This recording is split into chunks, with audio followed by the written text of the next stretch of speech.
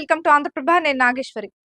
భారతీయ Janata party BJP Hyderabad MP అభ్యర్థి మాధవిలత హైదరాబాద్ లోని ఓ polling station లో బురకా ధరించిన కొంతమంది హైదరాబాద్ మహిళల గుర్తింపు కార్డులను చెక్ చేశారు. ఇందుకు సంబంధించిన వీడియో సోషల్ మీడియాలో వైరల్ అవుతోంది. ఐడి కార్డులు చూడడమే కాకుండా వారి ముఖం కూడా చూశారు. దీనిపై ఎన్నికల అధికారులు అభ్యంతరం వ్యక్తం చేశారు. హైదరాబాద్ పార్లమెంటు నియోజకవర్గ బీజేపీ ఎంపీ అభ్యర్థి మాధవిలత ఇవాళ పోలింగ్ కేంద్రం దగ్గర నానా హంగామా చేశారు.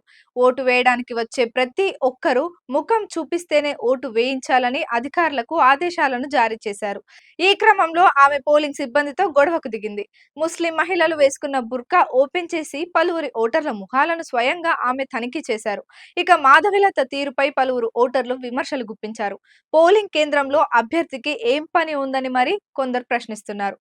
ఏఐఎంఐఎం అధ్యక్షుడు హైదరాబాద్ ఎంపీ అసదుద్దీన్ ఓవైసీ, భారతీయ జనతా పార్టీ హైదరాబాద్ ఎంపీ అభ్యర్థి మాధవిలత కూడా ఓటు వేశారు. 5 ఏళ్ల క్రితం జరిగినట్లుగా ప్రతి ఎన్నికలు జరగకూడదు. సవాళ్లు వేరు, సమస్యలు వేరు.